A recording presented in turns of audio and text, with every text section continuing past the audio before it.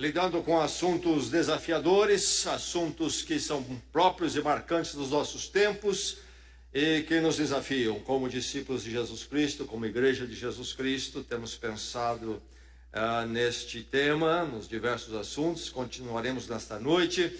Vamos recordar um texto da Bíblia que nos orienta nesse tema maior do lidar com assuntos desafiadores.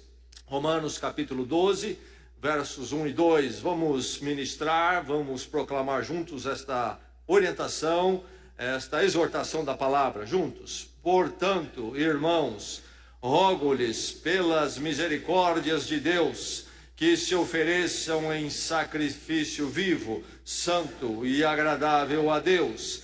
Este é o culto racional de vocês. Não se amoldem ao padrão deste mundo, mas transformem-se pela renovação da sua mente, para que sejam capazes de experimentar e comprovar a boa, agradável e perfeita vontade de Deus. Não se amoldem, mas transformem-se. Texto da palavra de Deus para o seu coração nesta noite. Aliás, 3 textos para orientar a nossa meditação, reflexão. Primeiro, Mateus 16, primeiro evangelho, primeiro livro do Novo Testamento, capítulo 16. Vamos ler do verso 13 ao verso 20. Mateus 16, 13 a 20. Enquanto lemos a palavra de Deus, que o seu coração se abra para a palavra, que você se permita ser instruído pela palavra, e a palavra do Senhor edifique a sua vida.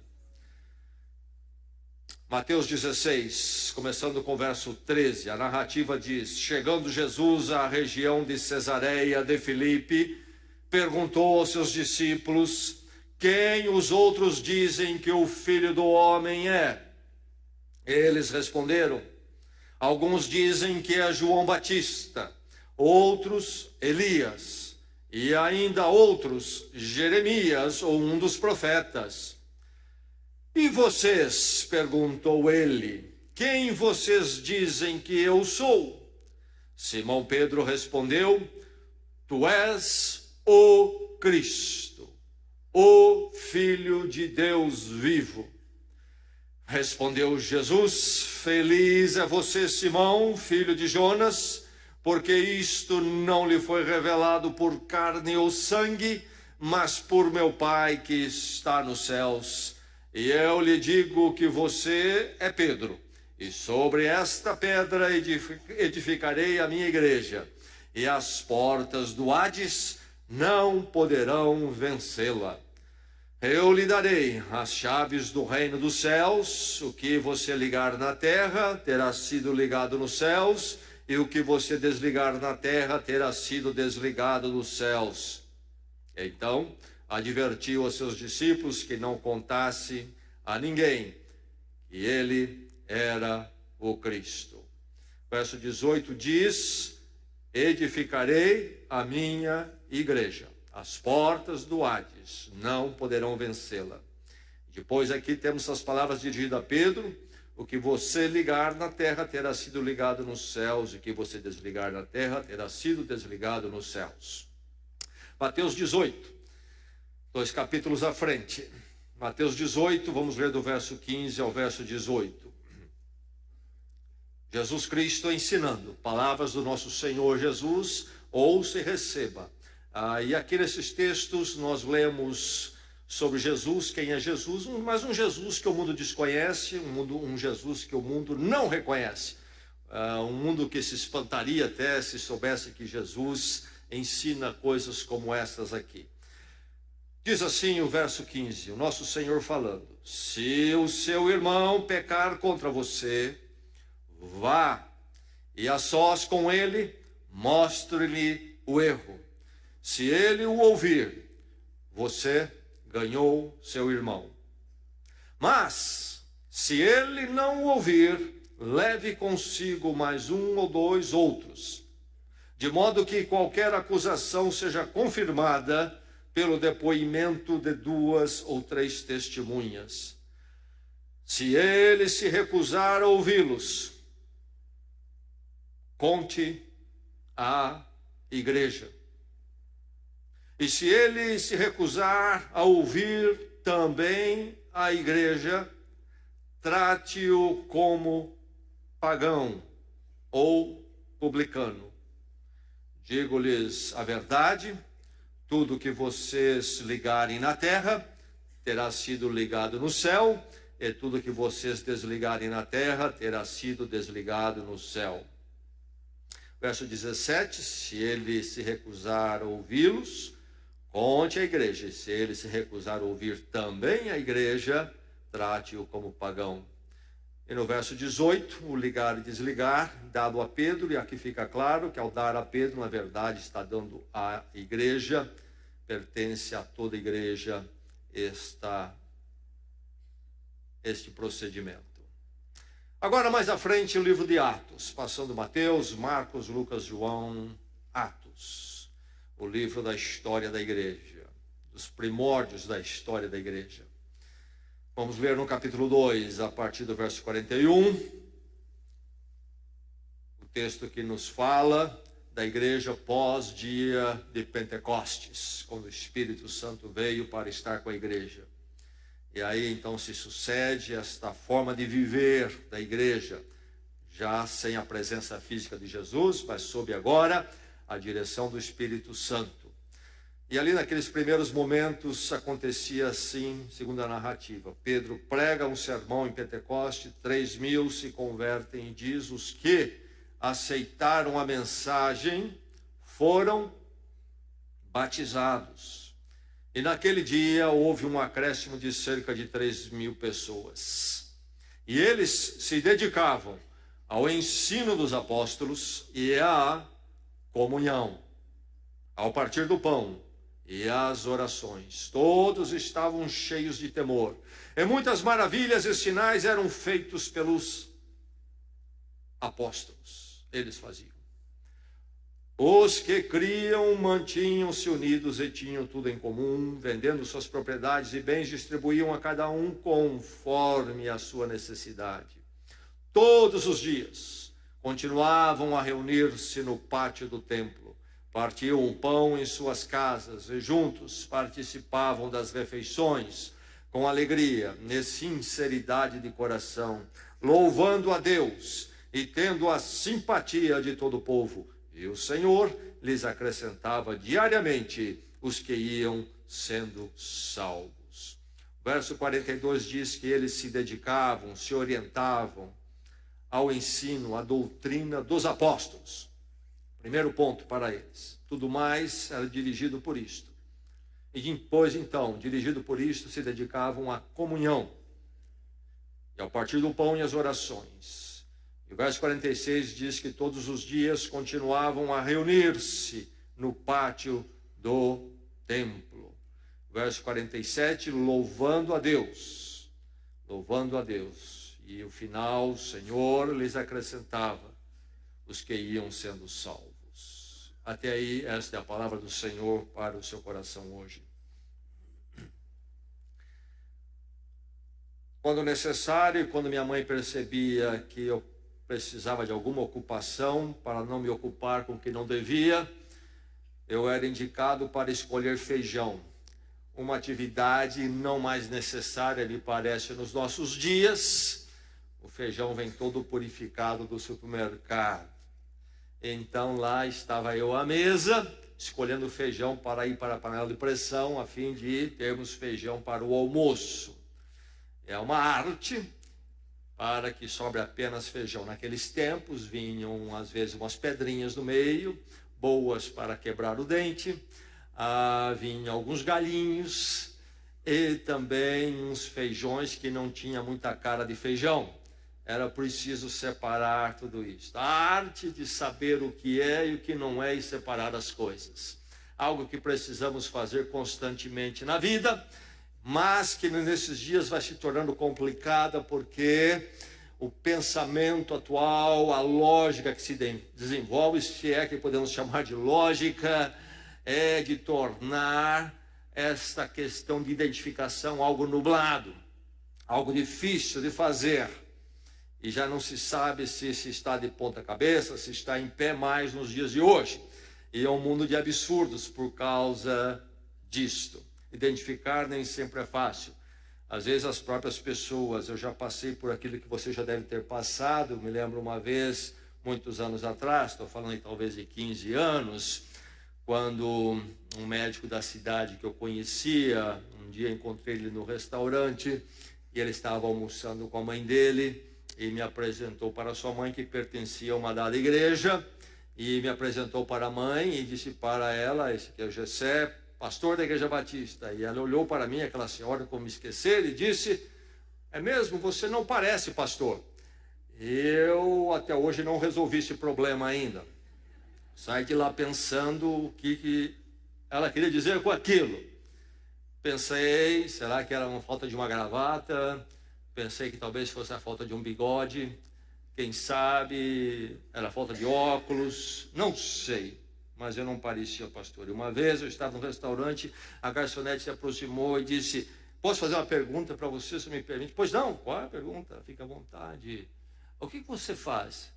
Sou pastor. Ah, então esquece, eu pensei outra coisa. Não sei o que ela pensou. E até hoje não resolvi esse problema ainda.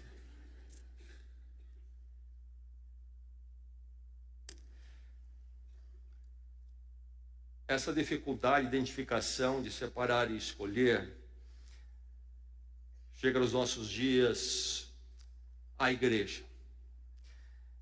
Parece que não é um dos assuntos desafiadores da atualidade, mas é.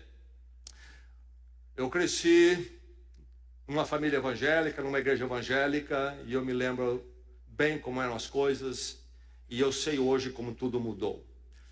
Na escola que eu estudei, fui estudar a primeira série, que eu me lembro, eu era o único, uma escola pública, eu era o único aluno evangélico. Ninguém mais era. A prática era a professora adentrar na classe e todos se colocarem em pé. E aí rezavam Ave Maria, e eu era o único sentado. E eu me lembro uma vez que o bispo da região veio visitar a escola, e naqueles dias a posição, o bispo era diferente socialmente do que hoje, a proeminência. E eu me lembro até hoje que ele sentou no pátio numa cadeira em destaque, ele tinha uma indumentária muito grande, muito rica, e a escola fez fila e todos foram beijar o anel na mão dele. Eu fui o único que não foi. Esse era um tempo. Então a igreja naquela época era uma coisa muito distinta, a igreja evangélica em particular, muito distinta. E nós sabíamos o que éramos, e até o mundo tinha uma boa ideia do que nós éramos, mas não é mais assim. E nós vivemos nesse mundo de transformação, em que eu já falei que é um mundo de identificação complicada, e as coisas ficaram muito nubladas por causa disto, as categorias não são claras, é ou não é, não sabemos mais nem o que é o gênero do ser humano. E neste mundo, ser evangélico já não é mais a experiência que eu vivi na minha infância e adolescência, e alguns aqui também viveram. E agora, aquilo que era minoria das minorias, e tinha uma identidade então muito forte, muito clara, até por ser assim, nos nossos dias é parte integrante de um cenário social, e igreja domina então esse panorama nosso como sociedade. Um dia pelo qual lá no antigamente nós ansiávamos como crentes. Mas quando esse dia chega, ele não chega como nós ansiávamos. Quando esse dia chega, igrejas espalhadas pela sociedade, chega de forma problemática. Uma sociedade problemática em todos os sentidos, e uma problemática, uma confusão que também atinge aquilo que se chama Igreja de Cristo. E inclusive aquilo que se chama discípulo de Cristo. O que é isto? O que é isto? Nesta noite, nós precisamos pensar nisso e deixar isso muito claro.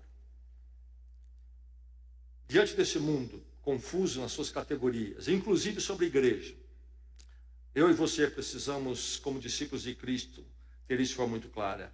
E nesta noite convido você a andar comigo numa abordagem um pouco diferente, que talvez até exija um pouquinho mais do seu acompanhamento, mas algo necessário. Igreja, nós temos movimentos cristãos, alguns bons, biblicamente falando, saudáveis, biblicamente falando, e alguns que não são bons. Por exemplo, um esforço para alcançar especificamente a juventude não crente, estudantes de uma universidade, um movimento para isso. Isso não é uma igreja, é um movimento.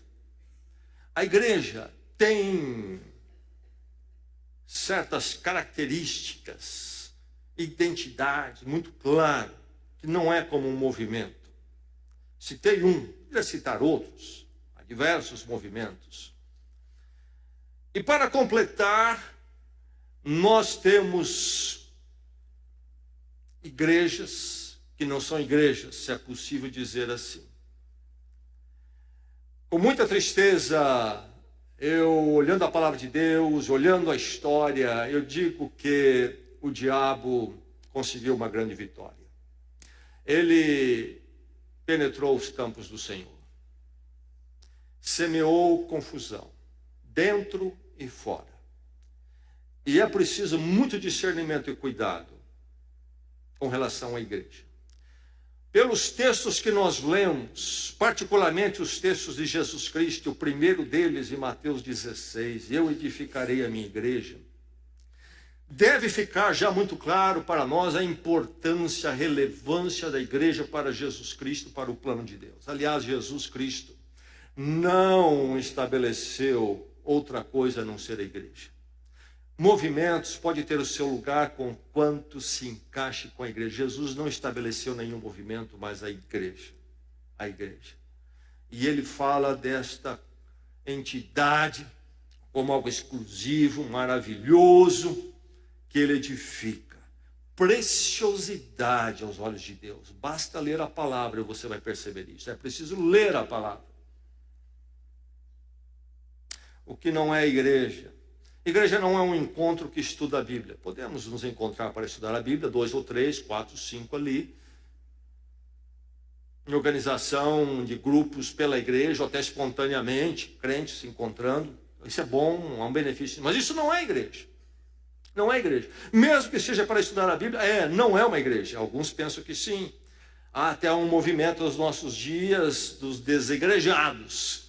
Nós não queremos mais esse negócio de igreja, instituição. Vamos encontrar nas casas, etc., um romantismo. E esquece que a palavra de Deus fala sobre a igreja. Algumas coisas serem corrigidas, sim. Mas a igreja continua sendo igreja e precisa ser preservada. E aqueles, então, que dizem, olha, nós vamos fundar uma igreja e não vai ter nome, vai ser igreja. Você acabou de dar um nome. Um grupo devocional espontâneo não é igreja. Temos as nossas conexões. Elas são igreja na medida em que são uma extensão da igreja, mas em si jamais seria uma igreja, esses grupos. Não é uma preleção e nem um show evangélico. Isto não é igreja. Vivemos na era dos shows fora da igreja e agora os shows dentro da igreja. Nós temos na nossa era muitos ganhando a vida sendo palestrantes aí fora. E alguns até já estão na televisão, das chamadas autoajudas e outras coisas mais. E desenvolveu aí nesse campo chamado de igrejas e fora da igreja, os preletores, estrelas, e que então enchem auditórios. Isso não é igreja, e nem um show. Nenhuma ação em prol do evangelho, isoladamente, é igreja. Um movimento para alcançar uma faixa etária, um segmento social, seja os pobres, quer evangelizar os pobres, quer evangelizar os ricos, estudantes, uma classe profissional, isto não é igreja. Muito menos é o prédio religioso, sabemos nós muito bem disto, creio eu. Não é também uma burocracia religiosa, um escritório onde as ordens emanam, e não é isto que é a igreja. A igreja é muito específica nas escrituras e tem suas características. Enfim, este é um dia quando nós, Igreja de Jesus Cristo, olhando como Cristo viu a igreja, como a palavra vê a igreja, é um dia quando eu e você precisamos resguardar a igreja de Cristo. O mundo e o diabo transformou isto em quase nada, e tudo é igreja. Há uma em cada esquina de todo tipo. Graças a Deus, porque certamente há as verdadeiras igrejas. Mas eu quero crer, na minha análise, que uma boa parte, talvez a maioria, não deveria ser chamada de igreja. Mas está no ar, a mídia poderosa, internet, os crentes navegam a semana ouvindo este, ouvindo aquele, vendo este culto e outro culto, e se tornam presas fáceis de uma confusão sobre algo que é basilar e prioritário: edificarei a minha igreja. É preciso resguardar, não chamar aquilo que não é igreja de igreja. Pode ser chamado de uma forma social, porque é uma entidade religiosa, mas como obra do reino de Deus e das Escrituras, não olhe, não chame aquilo que não é igreja de igreja. E veja a importância da igreja real para a sua vida, como ela deve ser tratada. Resguarde a igreja de Cristo, então. É preciso uma submissão. O que é uma igreja? Como é que eu reconheço uma igreja? Pela submissão abrangente às Escrituras. A igreja começa com a palavra. A Igreja Católica tem a ideia de que foi ela que formulou a palavra, ou melhor, a igreja formulou o cânon. Mas, na verdade, a igreja não existiria primeiro se não houvesse a palavra de Deus. A palavra vem primeiro. Atos 2,42, nós lemos, diz: eles se dedicavam ao ensino dos apóstolos, a palavra de Deus, ao estudo da Bíblia e ao se nortear por ela. Esses se dedicavam aos ensinos, é que isto é que orientava eles, e eles se dedicavam a isto. Eles estavam buscando aprender e conhecer para fazer conforme a palavra. A igreja é então aquela que se submete de forma abrangente às Escrituras, não aquela que puxa 2 versos ou 3 e cria em cima daqueles 2 versos isoladamente, fora do contexto, uma doutrina ou uma ideia que vende e martela em cima daquilo, mas não, é um dedicar-se ao ensino dos apóstolos. E aí, consequentemente, a comunhão, que é a vida como igreja, que é sobre isto o texto no seu relato aqui em Atos 2. 1 Coríntios 4,13, o apóstolo Paulo fala a Timóteo que ele então tinha enviado para ser o pastor e cuidar da igreja em Éfeso. Ele diz: até a minha chegada, Timóteo, dedique-se à leitura pública da Escritura, à exortação e ao ensino. Igrejas que se reúnem e praticamente em 1 hora de programa nem leem as Escrituras, se é que leem alguma coisinha, se é irrelevante para o momento até.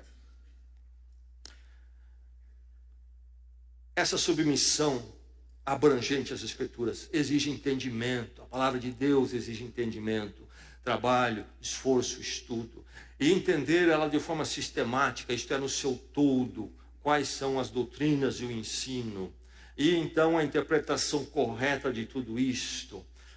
É preciso que a igreja então tenha os mestres que Deus levanta para desenvolver melhor esse trabalho. É preciso também que se esteja buscando a totalidade das Escrituras e não partes. E se repete sempre aqueles textos, como eu já disse, para formar uma mensagem que vende, dá resultado de mercado, funciona na televisão, no rádio. E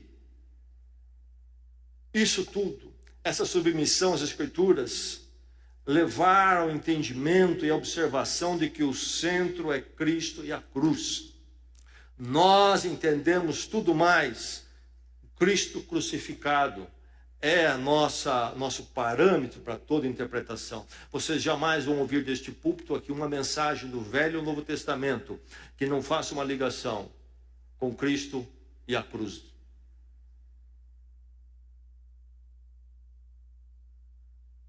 Bíblia não é um livro de autoajuda que vai lhe dizer como você pode ficar um pouco mais contentinho no seu dia. é sobre a obra de Deus em Cristo por nós, que inclui, passa pela cruz. A doutrina da igreja orientada por essa abrangência, submissão abrangente das Escrituras, a pregação ser bíblica. Não é suficiente o pregador só ler um texto. Será que a reflexão dele, a reflexão sobre o texto, respeita o texto, interpreta corretamente o texto bíblico? Mas eu gosto daquele que fala mais extemporaneamente e talvez é um pouco mais descontraído, engraçado, mas ele expôs a Bíblia, apresentou a palavra de Deus para você ou não. E talvez a palavra de Deus seja um pouco mais cansativa, e seja mesmo, e é mesmo. Exige reflexão e aprofundamento no entendimento. E é preciso sacudir a preguiça espiritual. E o ensino da igreja. A igreja tem que ter um ensino, e um ensino baseado no entendimento da Bíblia no seu todo. E o discipulado acontecer da mesma forma. Enfim, resguarde a igreja. Submissão abrangente às Escrituras é um ponto primeiro e basilar para você dizer isto é uma igreja. E é o ponto basilar para eu e você zelarmos para que esta igreja continue sendo a igreja. E não chame de igreja, não olhe como igreja aquela igreja ou aquele grupo que se diz igreja, por maior que seja, impressionante que seja, mas que não passa o teste da submissão abrangente às Escrituras. E isso é muito comum nos nossos dias. Atenção. Resguarde a igreja de Jesus Cristo. Como é que você reconhece para resguardar? Pelo preservar a exclusividade da adoração.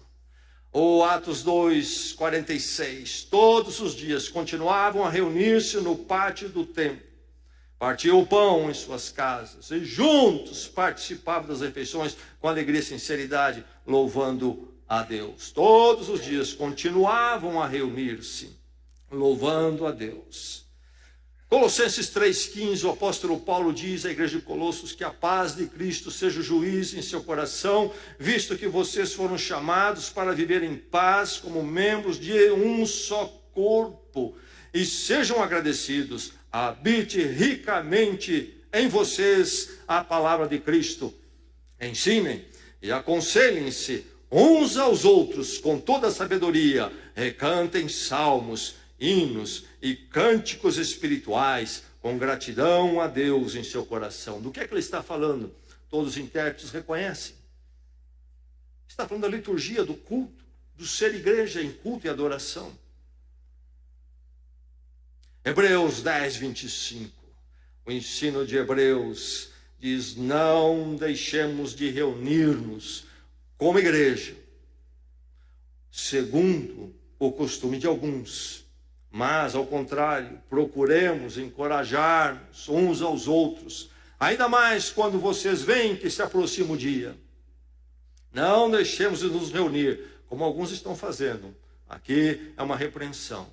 Mas, ao contrário, ao invés de deixar de se reunir, procure encorajar. Então, aqui também, novamente, o ato de culto e adoração da igreja. Adoração coletiva, o que manifesta aqui, você percebeu isto? É verdade que na minha vida particular, na sua, devemos ter adoração a Deus, na nossa devoção diária. Mas isto não pode prescindir a minha fidelidade à adoração coletiva. Somos corpo, diz aqui o texto de Colossenses. Precisamos cantar a palavra de Deus juntos, precisamos ouvir a palavra de Deus juntos. Paulo disse a Timóteo, quando eu falei sobre a submissão às Escrituras, ele disse o que lá? Você aplica-se a ler as Escrituras em público, em culto. Nos encontrarmos para a palavra, diz Colossenses, cantando salmos, enfim, adoração em conjunto. Isso não é um luxo na vida. Se você não é fiel à adoração do povo de Deus, do ponto de vista bíblico, você está cometendo um grande erro, ou talvez está muito equivocado. A igreja é fundamental no plano de Deus e ela é igreja se preserva a exclusividade da adoração. Agora é a adoração.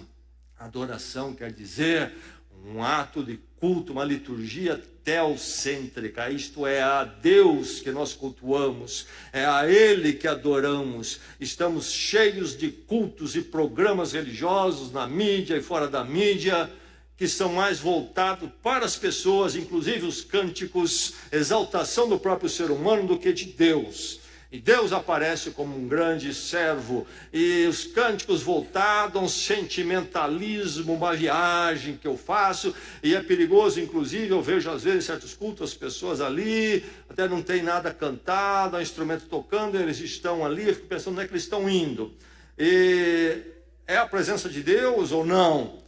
É preciso ser teocêntrico. O culto não é sobre você, não é sobre mim, meu irmão, minha irmã. O culto da igreja é a Deus e somente a Ele. Por isso, na nossa liturgia, nós procuramos tirar todos os ruídos, tudo aquilo que possa nos distrair de voltarmos nosso pensamento a Deus do começo ao fim, quando nós cultuamos. Não colocamos avisos no meio do culto. Não soltamos informações descontraídas, não fazemos nada para encher o tempo. Queremos estar orando para o Senhor o tempo todo. Ele é a razão do nosso culto. Ele é a razão do nosso existir. Como igreja, como indivíduos. A Ele toda a glória e todo louvor.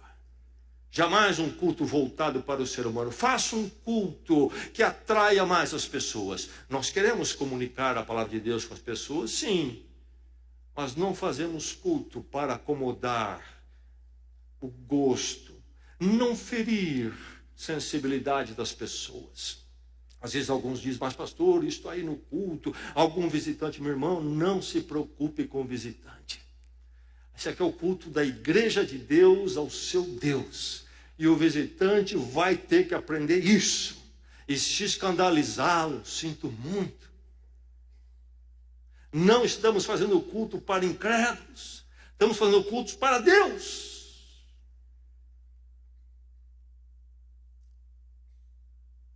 E aí cumprimos as ordenanças: batismo e ceia, como parte da nossa liturgia, no nosso cultuar.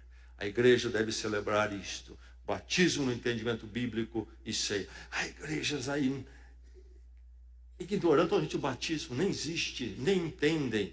E um dia uma pessoa tinha um dado problema e precisava acertar uma questão moral grave na vida dela, e nós dissemos, você fica membro da igreja, você precisa corrigir isso, está errado. E a pessoa perseverava no erro, mas gostava de vir à igreja. E um dia veio me procurar e disse, sabe, ontem eu estava muito desesperado, eu fui numa tal igreja lá durante a tarde, e eu cheguei lá e o pastor falou, olha, para você se libertar disso daí, você tem que ser liberto, é o seguinte, tem que ser batizada, viu? O batistério está aqui, vamos lá, eu te batizo, pronto, resolve isso aí.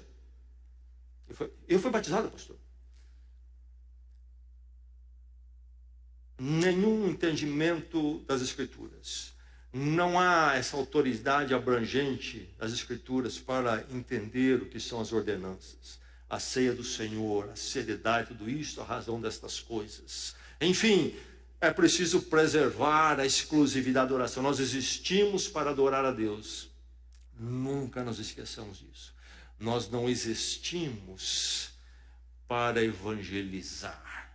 Nós existimos para adorar a Deus. Somos o povo de Deus, resgatado em Cristo Jesus, para adorá-lo.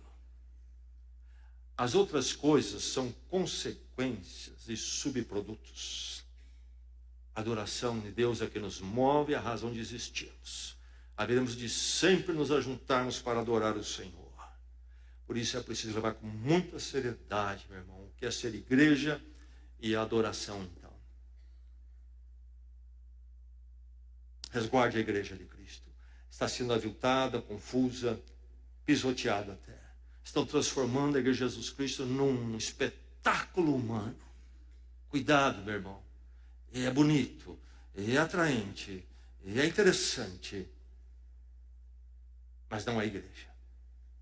Resguarde a igreja de Cristo. Como? Pelo funcionamento marcado por ordem. Tito 1,5. Apóstolo Paulo enviou Tito para organizar as igrejas em Creta. A ilha de Creta, que até hoje existe lá no Mediterrâneo. Diz Paulo, em 1,5, Tito, a razão de tê-lo deixado em Creta foi para que você pusesse em ordem o que ainda faltava, e constituísse presbíteros em cada cidade, como eu o instruí. 1 Coríntios 14, 26 diz, tudo seja feito para a edificação. E no mesmo capítulo, no verso 40, capítulo 14, verso 40, mas tudo, falando do culto da igreja, tudo deve ser feito com decência e ordem. 1 Coríntios 16, 3, quando eu chegar, entregarei cartas de recomendação aos homens que vocês aprovarem, e os mandarei para Jerusalém com a oferta de vocês. Os homens que vocês aprovarem vão levar a oferta. A igreja de Jesus Cristo tem a sua dimensão universal. Está no mundo todo, todos nós fazemos parte desta igreja. Mas quando estudamos o Novo Testamento, encontramos que nós fazemos parte da igreja universal e ela se manifesta numa constituição local. Precisamos estar no concreto de uma igreja local, na comunhão com uma igreja local. Tito, você vai colocar em ordem cada cidade aí em Creta. Igrejas locais. Tudo isso que estamos falando sobre igreja deve acontecer numa expressão local. É aqui que a vida cristã concreta acontece, quando eu e você andamos juntos e então cultuamos juntos, praticamos a comunhão juntos. É aqui que Cristo é real ou não é apenas uma conversa. Vou ficar em casa, porque eu pertenço à igreja universal. Uma vez uma pessoa me disse isto. Não preciso de ir à igreja, eu pertenço à igreja universal. Fico em casa, escuto lá umas fitas, etc. A igreja não é uma teoria, é uma prática. E nós nos encontramos como o corpo de Cristo. Princípios definidos. A igreja tem que ter ordem. Ela tem seus princípios. Ela tem sua estrutura. Paulo diz a Tito, colocar os presbíteros. Em Corinto, Paulo diz para a igreja, vocês vão indicar homens que vocês aprovam para levar oferta. Veja só toda essa liderança, essa transparência com as finanças, esse cuidado. As pessoas dão dinheiro aqui e ali, não tem a menor ideia como esse dinheiro é usado. E já vi crentes, inclusive, uma vez que questionei um crente indo a um grupo chamado de igreja, que eu não via como igreja, problemático na hora de dinheiro, sobre ele dar o dinheiro ali, e ele lavou as mãos dizendo, olha, eu estou dando, não estou sendo fiel, se o pastor lá não está fazendo a coisa correta, e só ele vai responder a Deus, meu irmão, não lave as mãos. Você é responsável por saber onde você está colocando a oferta do Senhor, sim. Claro, se o erro é do seu desconhecimento, é outra história. Deus sabe que você estava na ignorância do assunto. Mas uma preguiça de eu não olho, não examino, fechei os olhos, você se torna tão pecador diante de Deus quanto aquele que está abusando daquilo que é do Senhor. Toda essa transparência. Então a igreja reunida tem sua manifestação. A constituição do conselho, dos presbíteros, há toda uma liderança, há um governo na igreja. E as pessoas têm resistência com o fato de que a igreja tem que ter uma ordem. Uma ordem à liturgia. O apóstolo Paulo, ao falar do culto, disse com ordem e decência. Não gosto de ordem e decência. Isso me aperta, me tira da minha zona de conforto. Eu gosto de tratar isso aqui como a cozinha da minha casa. Não põe ordem aqui, meu irmão, isso aqui é a casa de Deus. Você não faz aqui aquilo que você não faria no seu emprego diante do seu patrão. E se você fizer lá, você pode fazer lá, mas aqui não. Começamos em ordem, terminamos em ordem. O nosso Deus não é um Deus de confusão, diz a palavra. É preciso caminhar com muito cuidado com a igreja do Senhor. A liturgia, o programa, o comportamento nosso, muita ordem. É a casa do Senhor. É preciso resguardar a igreja de Cristo, funcionamento marcado pela ordem. Aqui você sabe como o dinheiro é administrado, o dinheiro santo, o dinheiro do Senhor. Aqui você sabe como as decisões são tomadas. Não de uma forma política, manipuladora, mas de uma forma que a Assembleia participa e sabe como tudo é estabelecido. É a casa do Senhor, é o lugar da ordem, ordem no culto, ordem na estrutura, ordem na administração. É a casa de Deus. É preciso, então, o funcionamento ser marcado pela ordem, a prestação de contas. Homens que vocês indicarem, da confiança de vocês, vão levar oferta. Transparência, prestação de contas.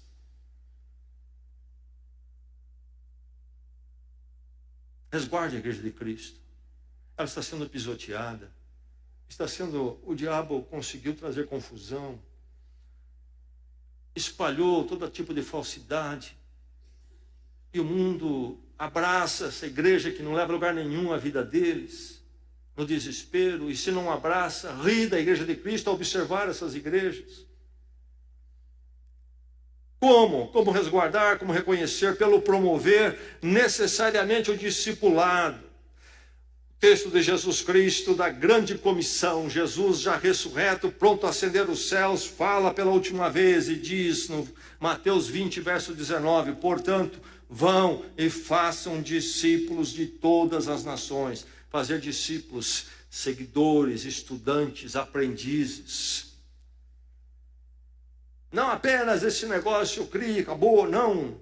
Discípulos que vão segui-los, batizando-os em nome do Pai, do Filho e do Espírito Santo e ensinando-os a obedecer a tudo que eu lhes ordenei. Este ensino sobre tudo que Jesus ordenou, tudo que está na palavra. O discipulado, uma igreja de Jesus Cristo promove necessariamente o discipulado. Igrejas que estão preocupadas somente em salões maiores e maiores para atrair mais gente num tipo de um show religioso, porque quanto mais gente, maior a comoção, sabendo se manipular as massas, ela se comove e ali resulta nessas emoções, em retorno financeiro, e não constrói uma sala de ensino. Não promove um ministério de ensino. É o ajuntamentão só. Quanto maior o lugar, mais impressionante é, porque o ser humano gosta de grandeza, maior a comoção, maior o retorno financeiro, dá para fazer algo maior, então, e quanto maior, mais comoção, mais retorno. Uma mensagem que não é submissa à palavra, na sua forma plena, abrangente, não ao discipulado. Por isso a nossa preocupação de ensinar a palavra. Uma vez, um pastor disse para mim, eu admiro vocês da Igreja Batista, vocês têm uma preocupação assim, é muito forte lá o ensino, né? Meu irmão, o que você faz na sua igreja? Então, o que você faz lá, se você não faz o ensino da palavra? Ide, anuncie o evangelho, ensine. Então começa com a evangelização, a nossa obra missionária. O missionário que cremos que deve ser enviado, aquele que vai para evangelizar, anunciar o evangelho, mas então ensinar o convertido, toda a palavra, e aí plantar igrejas, colocar o convertido na igreja. A nossa comunhão tem que ser discipular. É uma comunhão que é didática, nós falamos da palavra, nos orientamos pela palavra. E os programas nossos de ensino, que nós intencionalmente estabelecemos, para juntos olharmos a palavra, estruturamos esses programas. É importantíssimo, investimos em espaço físico. Juntos, estarmos buscando a palavra. A ideia é o discipulado, 1 a 1, 2 a 2, grupos, seja como for. Promover necessariamente o discipulado é a marca da igreja. Conhece uma igreja que não promove o discipulado? Será que é uma igreja? Resguarde a igreja de Cristo, meu irmão. Dias de grande confusão e virou um nome para qualquer um usar como quer. Pessoas que não têm a menor ideia do que é a igreja à luz da palavra. Pensando em ter o seu impériozinho, montam igrejas. Não seja ingênuo, meu irmão. Olha a palavra. Trie. Faça a seleção, ensina o que é, o que não é, separe as coisas. Resguarde a igreja de Jesus Cristo, como? Cuidando da membresia. A igreja conhecida, a igreja identificada pelo cuidado zeloso da membresia. Nós ouvimos já lemos Jesus falando. Se o teu irmão pecar contra você, você vai e o repreende. Ele não andou conforme o nosso pacto em Cristo. Então ele precisa de uma repreensão. Se ele não atender, leva 2 ou 3, um círculo menor, reservado. Vê se resolve ali, se ele se quebranta. Se ele não se quebrantar, aí você vai levar a igreja toda. E a igreja toda haverá de repreendê-lo. Se ele não ouvir a igreja, será considerado pagão. Ele será considerado como não pertencendo à igreja. A igreja de Jesus Cristo é coisa muito séria. O mundo desconhece esse Jesus e desconhece essa igreja. O mundo acha já-se dono de Jesus e da igreja, e Jesus, a igreja, tem que ser como politicamente correto. Aquele Jesus quentinho, que os cantores em geral gostam, cantam, e a mídia gosta e chama para cantar junto com eles. Aquela igreja inócua, inclusivista, do ponto de vista mundano, e não do ponto de vista bíblico. 1 Coríntios 5:4, apóstolo Paulo, o apóstolo escreve: quando vocês estiverem reunidos em nome do Senhor Jesus, estando eu com vocês em espírito, estando presente também o poder de nosso Senhor Jesus Cristo, entreguem esse homem a Satanás, para que o corpo seja destruído, o seu espírito seja salvo no dia do Senhor. E uma pessoa ali em caminhos errados e não se corrigia. E Paulo diz: você, igreja, precisa se reunir e disciplinar essa pessoa, que não se arrepende.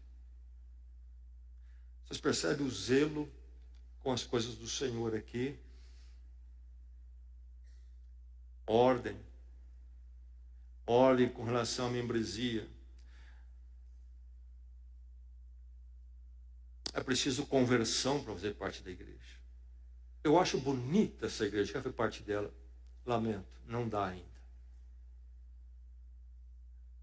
Mas eu vejo aqui é um lugar de gente boa, eu também sou bom, quero fazer parte. Você não está pronto ainda. É preciso conversão, o encontro com a cruz, transformação, aí o batismo, que confesse, demonstre publicamente que você se converteu. E aí você passa a fazer parte do rol de membros da igreja, mas ainda recentemente tratando com algumas pessoas a questão de ser membro da igreja, pessoas que estavam em falta, recebi os e-mails um pouquinho mal criados, e aí vem aquelas coisas como se fossem palavrões, vocês são uma instituição, outros falam, a Igreja de Jesus Cristo não é uma instituição. Por quê? Porque estamos zelando pela membresia. E aí, o coração duro, ao invés de ouvir a voz da igreja, reage, e reage mal, e reage em discordância à palavra de Deus. Se Jesus diz, e aqui fica muito claro, quando Jesus fala, diz à igreja, veja bem, que aqui ele está falando de uma prática que vai acontecer na igreja local. Sim, a igreja universal. Mas isso é possível fazer só na igreja local. Primeiro você fala, se não ouvir, leva 2 ou 3, se não ouvir, você fala à igreja. Então, fazer para a igreja de Jesus Cristo não é ficar num abstrato da igreja universal, mas a manifestação do compromisso com a igreja local. Agora, se você vai repreender o que aquele quer, irmão, e vai considerar o publicano, quer dizer que para eles, no termo de Jesus, tem que ser claro quem é na igreja e quem não é. Porque senão não há como tirar nem pôr. Queiramos ou não ter algo por escrito, vamos manter numa memória oral, todos nós, a lista de todos os membros da igreja aqui na minha cabeça, você também, então nós vamos memorizar, não vamos ter por escrito, não. porque escrito é burocracia, não, aqui só. Não, vamos escrever, vamos colocar no computador, vamos. Seja qual for a forma. A igreja, meu irmão, não é essa coisa disforme. Todo mundo que encostar é igreja. Todo mundo que frequentar é igreja. Há de se saber quem é e quem não é. Como fazer essa repreensão que o apóstolo Paulo diz em 1 Coríntios? Ele fala em Tessalonicenses, lá na cidade de Tessalônica, um outro caso, um outro problema, sobre disciplina. Se não sabemos quem é e quem não é. Então, a questão do rol de membros, da definição de membros, não é mera burocracia. O problema é se nós estamos trabalhando apenas para a burocracia, mas se a burocracia serve o princípio bíblico e espiritual que estamos querendo cumprir, então há um lugar para isso. Precisamos saber quem é membro e quem não é. E isto não é opção minha e sua. A palavra de Deus coloca sobre nós a responsabilidade. Hoje a igreja é um auditório religioso, na maior parte. Você é daquela igreja? Sou daquela igreja. O que você quer dizer? Não, eu frequento lá. Não há a menor ideia de disciplina, de rol. Quem é, quem não é. É um mero ajuntamento, porque a reunião é interessante. Faz cosquinhas. Isso não é a igreja de Jesus Cristo. Nós conhecemos a linha que divide a igreja e o mundo. A igreja vai até aqui e daqui para cá é o mundo. Nós sabemos quem está para cada linha, quem está para fora da linha. É verdade que não conhecemos o coração, só Deus conhece. Mas de nós, Deus cobra, a palavra cobra, Jesus fala sobre o fruto. Haveremos de julgar os frutos. E pelos frutos vamos dizer, este é, este não é. Todos nós estamos debaixo da disciplina da igreja. A igreja é essa pluralidade social. Escrevendo aos Gálatas, Paulo disse, todos quantos em Cristo fostes batizados, de Cristo vos revestistes. Não há judeu nem grego, escravo ou livre, homem ou mulher, porque todos vós sois um em Cristo Jesus. Um dia um pastor encostou em mim, uma outra denominação, numa hora de um café, me encontrou por um acaso. A sua igreja está evangelizando os ricos, não é? Quase caí da cadeira. Você tirou isso? Você nunca viu você na minha igreja? É porque eu estava pensando em montar um ministério assim. Irmão, depois ele percebeu que eu estranhei a colocação dele. Você parece que não pensa bem assim. Bom, parece que a palavra de Deus não pensa assim.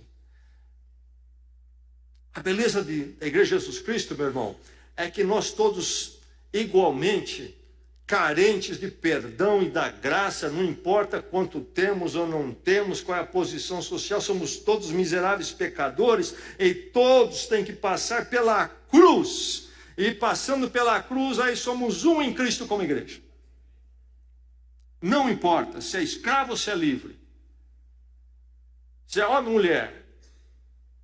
A igreja de Jesus Cristo não é a igreja de estudantes, montando uma igreja de estudantes. Vou montar uma igreja aí que vai alcançar jovens. A igreja de Jesus Cristo é aquela onde em Cristo é possível o rico e o pobre, o velho e o jovem, o empresário e o empregado, o grego e o judeu, o brasileiro e o europeu podem sentar juntos, nivelados pela cruz e unidos em Cristo. Aquilo que o mundo tenta fazer e não consegue. Pelé disse que o que une as pessoas é o futebol. Nós estamos vindo a grande unidade lá, não é mesmo? Um ganha, ri, o outro chora porque perdeu. Bela unidade. O futebol une as pessoas, não é? Sim. No estádio tem 30, 40 mil. Une tanto que precisa batalhão de choque com cachorro policial lá. Porque senão se matam. Empacotar no mesmo lugar não é unir. É preciso passar pelo coração a cruz de Jesus Cristo. A beleza da cruz é que perdoa todo aquele que chega a esse nível de igualdade. Sou pecador. E a beleza é que passando por lá somos todos membros da Igreja de Cristo. E aqui não há importante. Aqui não há promoção pessoal. Nós não cremos em vedetes gospel, tietagem evangélica. Nós queremos a palavra e sermos um em Cristo. E que o Senhor alcance a todos a comunhão, a disciplina. Estarmos em comunhão. Uma pessoa que estava há mais de um ano afastada da nossa igreja, morando em outro lugar muito longe, entrei em contato. Como é que está você?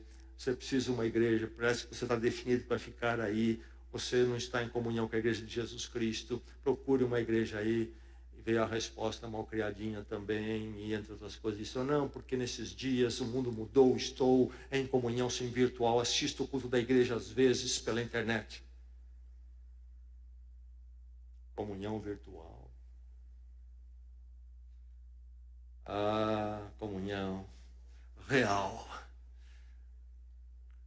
Em Cristo conseguimos sentar juntos e sermos um? Ou não? Essa é a expressão real. E a igreja zela com disciplina. Ou resguardar a igreja de Cristo. É preciso, meu irmão, porque hoje está desfigurado, não se sabe mais o que é igreja. E inclusive, crentes sérios e que querem ver a igreja séria, estão numa igreja séria, então conseguem separar. Não chame de igreja aquilo que não é igreja. Não ouça, preste atenção, não ouça aquele que não é uma igreja. Resguarde. Como? Pela mensagem da cruz como exclusividade. 1 Coríntios 1, 22. Os judeus pedem sinais miraculosos. Já ouviram isso antes? Os judeus pedem sinais miraculosos. Os gregos procuram sabedoria. Já ouviram isso antes? Nós, porém, pregamos a Cristo crucificado, o qual, de fato, é escândalo para os judeus que procuram sinais, e loucura para os gentios que buscam sabedoria. Mas, para os que foram chamados, tanto judeus como gregos, Cristo é o poder de Deus e a sabedoria de Deus. Pregamos a Cristo crucificado. Esta igreja vive para adorar e glorificar a Deus. E a pregação que glorifica a Deus é aquela que é toda baseada numa interpretação ampla das Escrituras, que aponta para a necessidade do Cristo crucificado. Não pregaremos aqui o pensamento do poder positivo, a fé positiva. Não vamos anunciar aqui a beleza da música para acalmar ou agradar os paladares do mundo.